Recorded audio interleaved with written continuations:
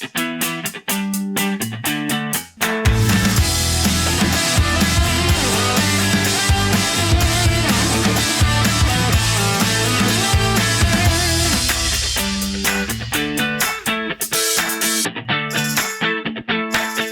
and welcome to Be Famous, ET Brand Equity's own show featuring how influencers are changing the world of marketing.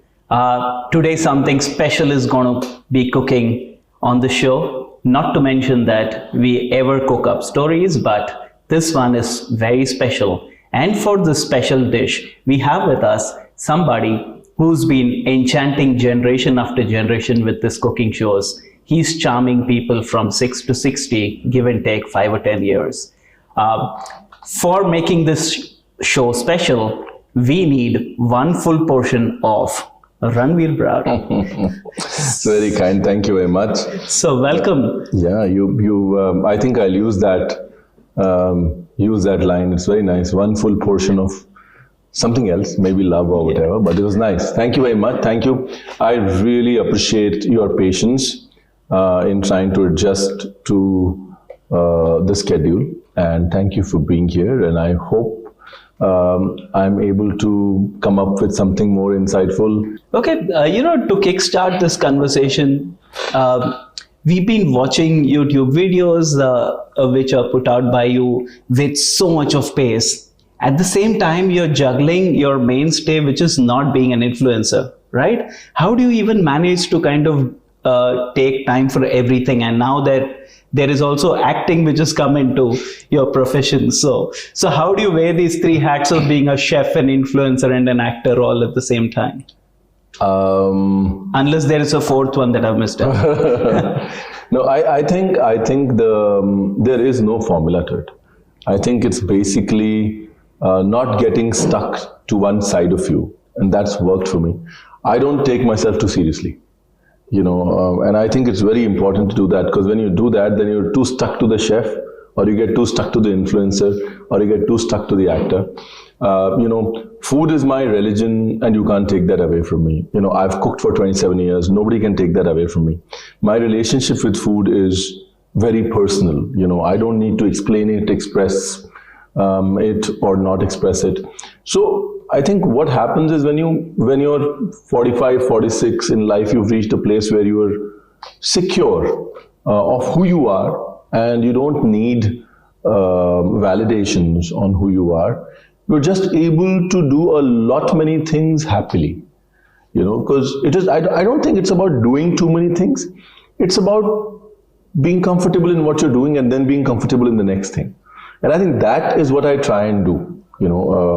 I will not do something that I'm not comfortable doing, because then it's like double the strain, right? Right. One is you're doing it, second is you're forcing yourself to doing it, and third is you're forcing yourself not to feel forced to do it. Right. So I think as long as you keep that clear and you just go into it as an extension of yourself, works. So that's been the recipe for your success, right? Ever since you touched the Indian shores after your stint in the UK. Yeah, my recipe for my success is don't take yourself too seriously. But I'm sure that's not the case in the kitchen, right? You are going to take yourself too seriously. Are you one of those fussy chefs who don't like one vessel out of place, who don't like? I used to be that guy. Mm-hmm. I used to be that guy. With age, you mellow down. With age, you understand that there are these guidelines you cannot cross. You cannot be blasphemous to the medium that is your primary medium of expression, right? It might be writing, it might be food, and then you have to have your definitions of blasphemy, and you need to say, "Yaar, ye nahi karna," And other than that, you have to allow people to express themselves the way they want in that medium, because somebody allowed you to express yourself the way you wanted, and that's why you're here. So I'm not as anal as I used to be. I don't throw ladles anymore, but yeah, there are these boundaries of respect towards the medium that as artists, we shouldn't cross. If we do, then it definitely means that it never was the medium for us. Because of the rise of, this medium, there are a lot of demands and as chefs, right? Do you sometimes feel compelled to kind of put more videos even when you don't have enough time on hand because there are a lot many others who are doing it? So I have a rule. Okay, now everybody's going to get upset. I don't have Facebook on my phone.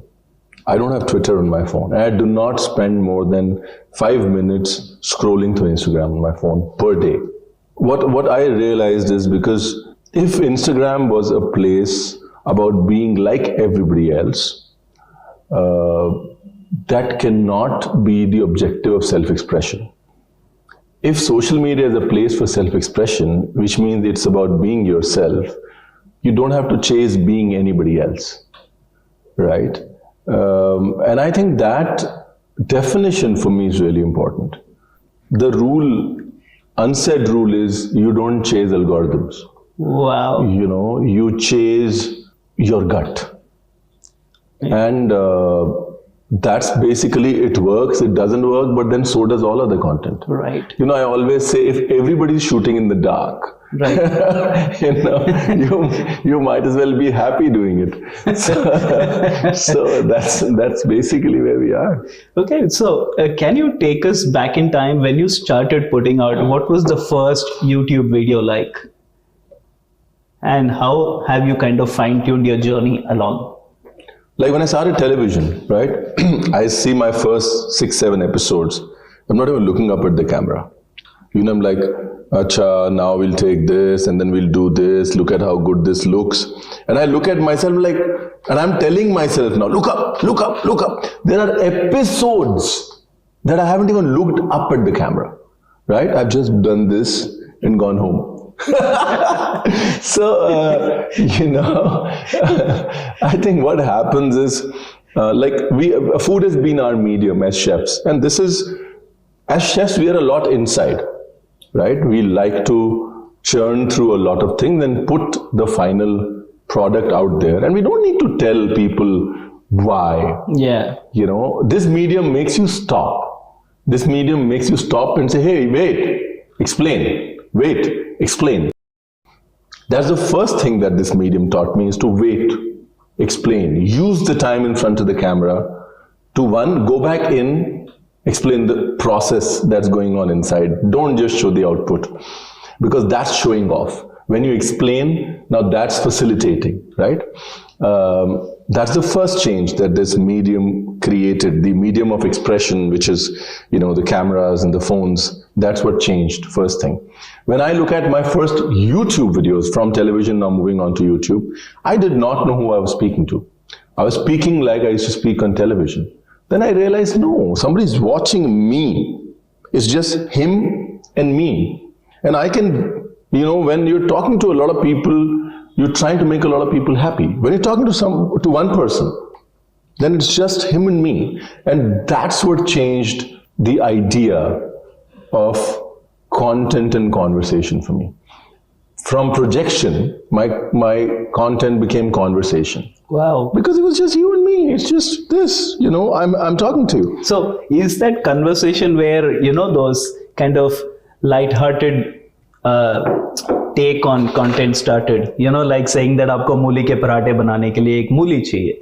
So that's kind of become a trademark for you of sorts. Yeah. So the idea was, do people at home tell you that you overdo it? Everybody tells me. And I tell it on the camera, saying you guys also comment that I overdo it, but now I can't help it. If I have to, personally, if I sort of am friends with you, I'm very cheesy. I can irritate you to the core by repeating the same thing over and over again, right? That's who I am. I can't help it.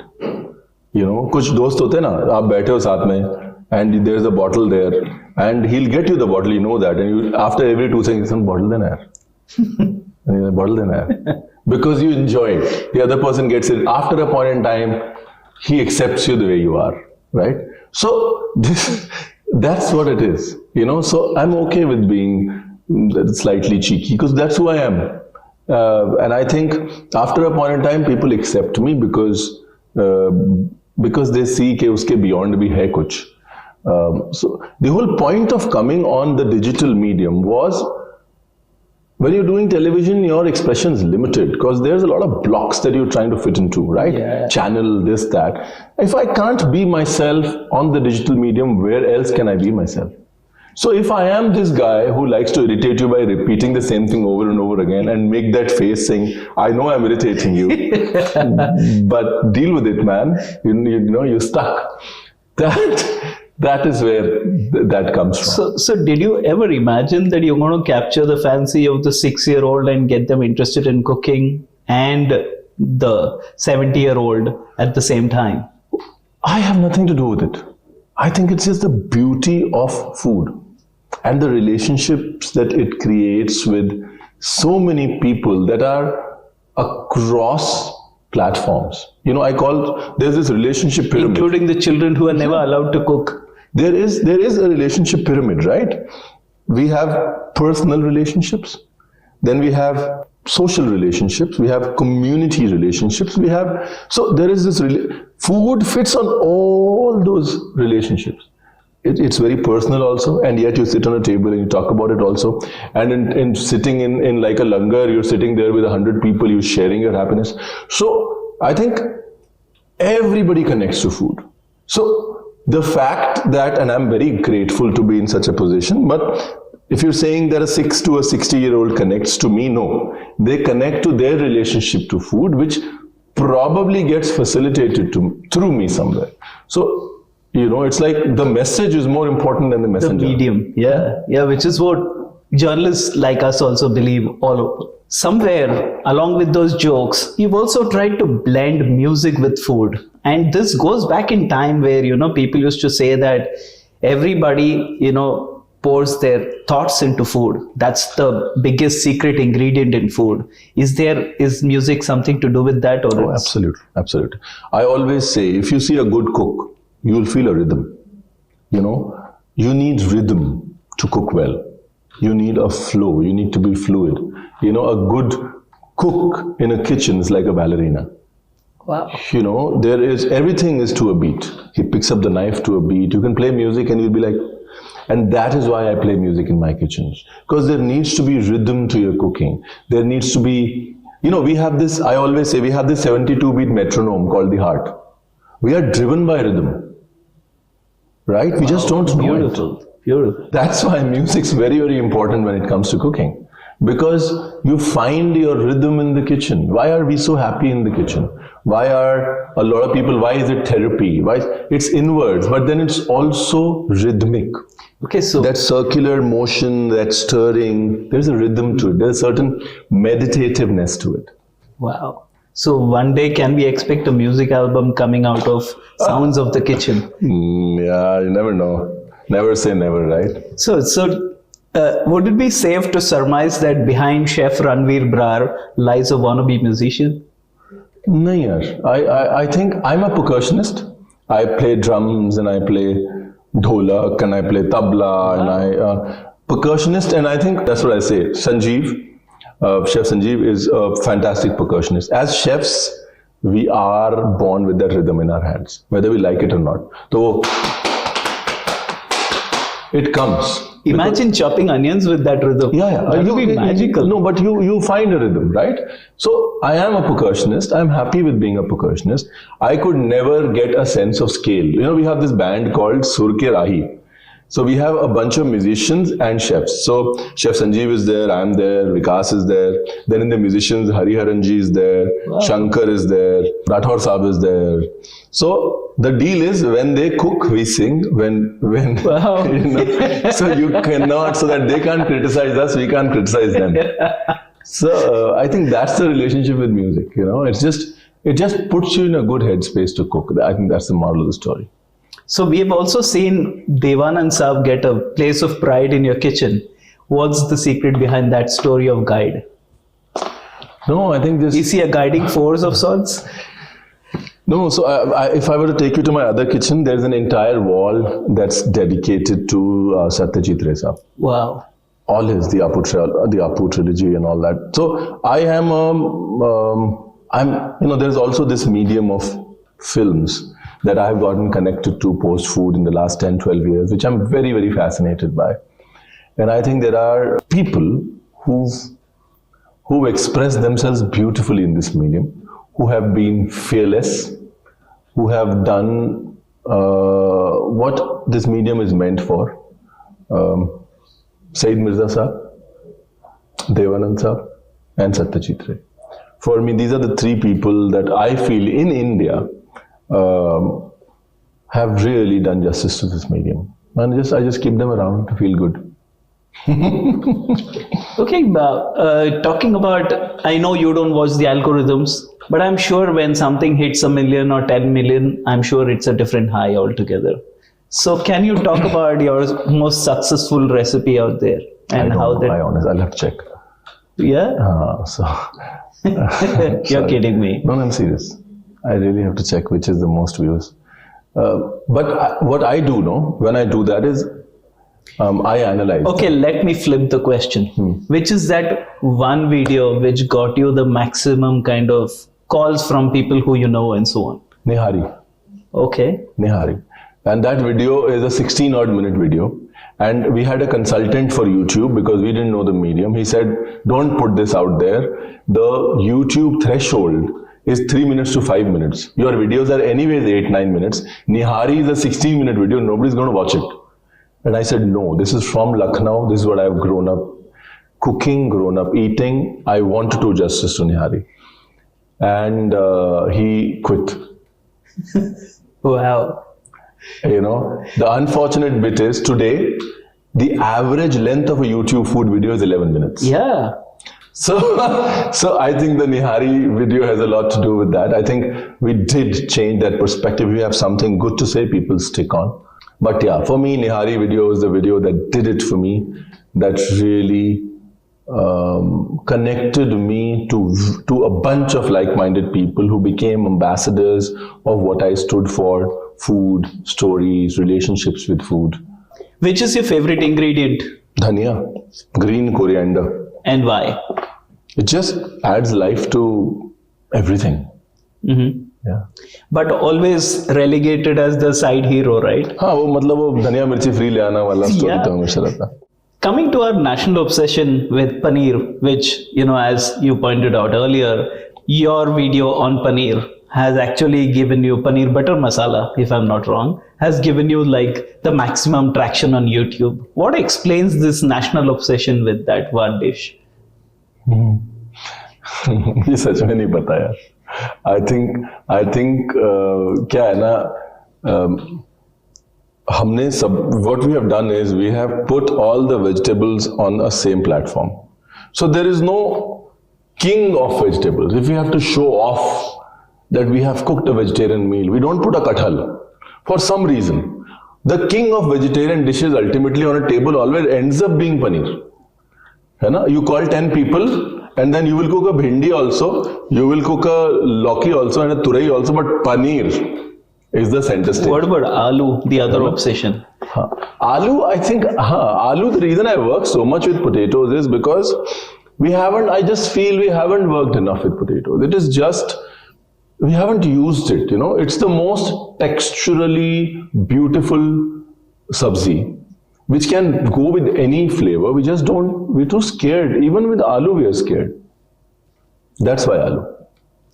Okay, you know, since you wear different hats as a chef, as an influencer, and as an actor, how do you kind of also ensure that one doesn't tread on the other's toes? Okay, let me explain. Like, for example, were your image managers very scared? Because let's accept it, we live in a country that's homophobic. Okay, and when you played that role on OTT, what did your image managers advise you? There are managers who've been with me 8 years, 9 years, who friends, and they know that I'll not listen anyways. You know, personally, I feel it's one life here. When I chose to be a chef, it was an uncomfortable decision. A lot of eyebrows were raised. When I chose to play a gay chef, a lot of eyebrows were raised, and that's why it seemed right. Wow. I just felt exactly, when I told this to my parents, I felt exactly the same tension that I told them that I wanted to be a chef.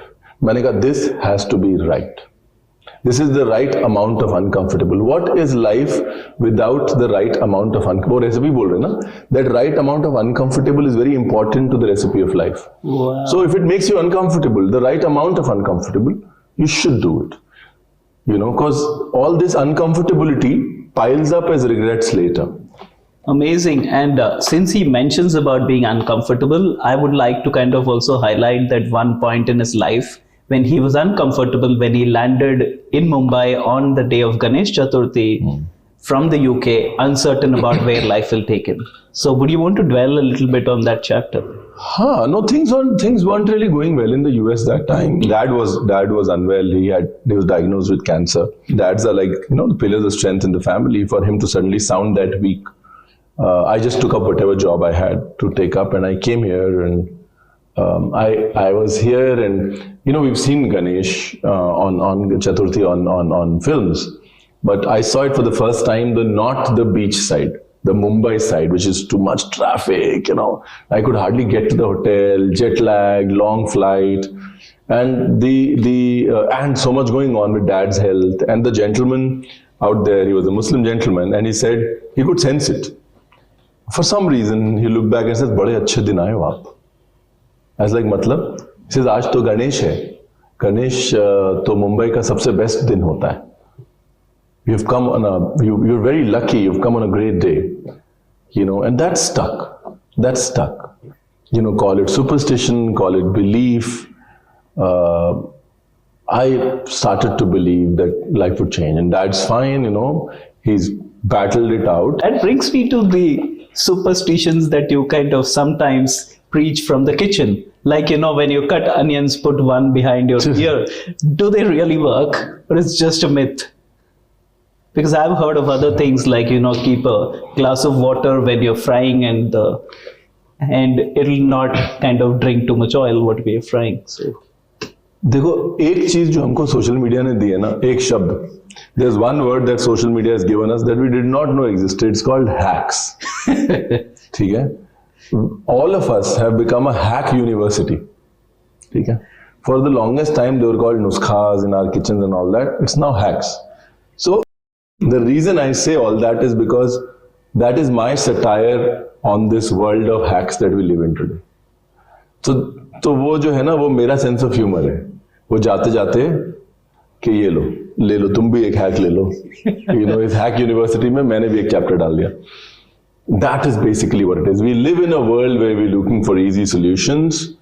The hack ideology fits right there.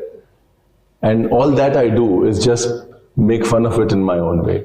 That's basically what it is. I'm sorry, but that's the Ranveer Brar sense of humor. No, but that's amazing because these things connect and people remember them, right? Like, I had watched this many moons ago, but it stuck. When you mentioned about superstitions, is the first thing that came to mind, actually. Yeah. Speaking about formats, you've always been on YouTube. Did the short format content, both on YouTube and other formats, never kind of appeal to you? Have you never been chased enough by those networks to get on board? No, I think I have chased myself enough, and I've tried to find a lot of motivation to do that. I'm still figuring out a way. What I feel is there are two kinds of takeaways. One is the wow takeaway, which is like, oh my God, wow. That's a euphoria that comes and goes, right? Now, and whether you're having, it's like that molecular cuisine wala na? Somebody breaks an egg, smoke comes down, like, wow. You take a picture, you put it to your 10 friends, they put it out there, and then you move on to the next wow. Doesn't stay. That does not stay.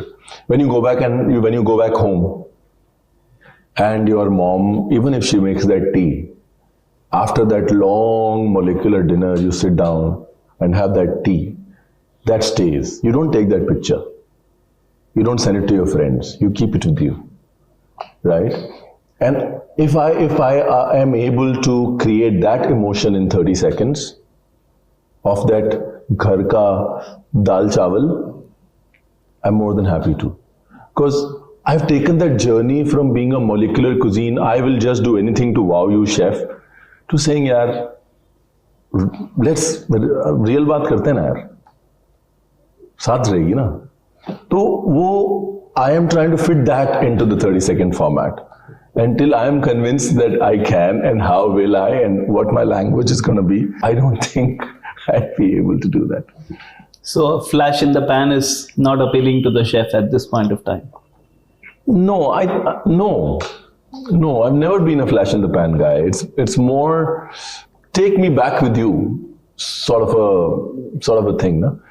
So you know, I was sitting in a temple, और मैं बाहर अपने जूते वूते पहन रहा था, और there was an 80+ lady, and she sat next to me and she started doing this, and she looked at me and she smiled and she kept doing this, और मैं अपने जूते वूते छोड़ के वहीं बैठ गया, you know, and she kept doing this same expression 5 minutes, and then her daughter-in-law walks in and she says, oh hi, she says she can't speak, right? We really don't know what she's thinking, she can't speak, but every time it's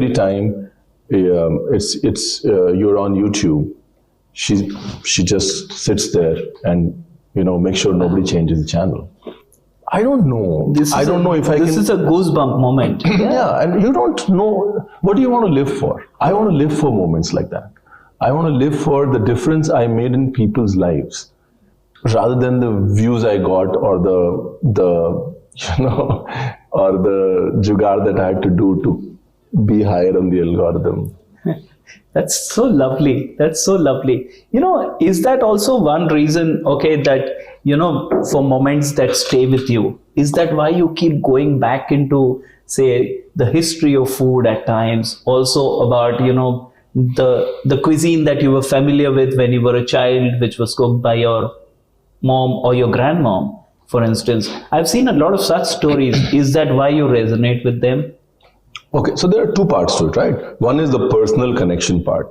I think our personal connect, if I tell you how much I love my mom, forget about food. If I tell you how much I love my mom, and every time she wears that blue suit, you know, how much I make fun of her, you will be forced to think of what is it that you make fun of when your mom wears that funny dress. All our moms do that, right? Personal connections to food inspire personal connections to food, right? And once we have a personal connection to food, we are better human beings. That's the reason for bringing up nostalgia. I can't help it. The other part is the history and everything else. I think that is more to do with telling you that, hey, it is all common sense. You know, tomato was here, it came here, so commonsensically it came here. So anybody who sort of sits on a throne and preaches, it's no big deal. Common sense ही है. 2 + 2 4 करना ही है. You know, and that's the objective of coming from a space of deriving from food history. Many a times, you know, brands would be kind of approaching you to tie up. But the one thing that stands out is that there is not a lot of forced brand endorsements in your kind of videos. How do you kind of maintain that kind of sanity check when it comes to picking up brand endorsements? I think that's an age thing. With age, you learn to say no. Mm-hmm. And with age, you understand that saying no has more to give than saying yes. Because every time you say no, you are basically defining who you are. Right? We always say, na, yaar, if you don't know who you are, just find out who you are not. The brands that I work with, for example, currently we work with Philips, 10+ years. We worked with Kellogg's, 9+ years. We are working with Go Cheese, 8+ years, right? Because the connect is real. And they accept it and they understand. And that's why when I say a no, they accept that no also, because they know that he's not in it for that transaction. True. Okay, that brings me to the next part of the question, which is about, you know, we see a lot of kind of blurring of boundaries between influencers and brands. How do you then kind of differentiate the content in a way that it looks as authentic and doesn't look like a hard sell to the viewer? I don't know how to do that. I just feel whatever I'm saying, even if I'm hard selling something, if I am really convinced about it, I should hard sell it. But I have to be convinced about it, and you have to see that I am convinced about it. I think that's the only thing. अगर आपने कुछ खाया और आपको बहुत पसंद आया तो आप डंके की चोट पे बोलो यार बहुत अच्छा है, मेरा ओपिनियन है बहुत अच्छा है, बोल रहा हूँ ना मैं. बेच रहे हैं हार्ड सेल नहीं. अगर आप कन्विंस नहीं हो और उसके बाद आप थोड़ा सा भी बोल रहे हो वो दिखता है. You know, if you don't like it at all and you're saying, hey, you know what, I like it, that is inauthentic content. You know, I think it's more about authenticity in projection than the scale of projection. That's what I feel. Fair point. But okay, see, the other way of looking at this entire universe is that there are lots of influencers who have now kind of diversified into merchandise. But in the case of yours, you already had a product in your cooking. So it's been a reverse journey of sorts, if I may say so. But has there been a kind of, a temptation to kind of expand, say maybe a range of cookware, or maybe get into other adjacent categories, launch your own food brand, so on and so forth? मेरे को ना, unfortunately for me, temptation has given me zilch. So the moment I see temptation, I run away. क्योंकि मेरे को पता है वहाँ नुकसान ही होगा मेरा.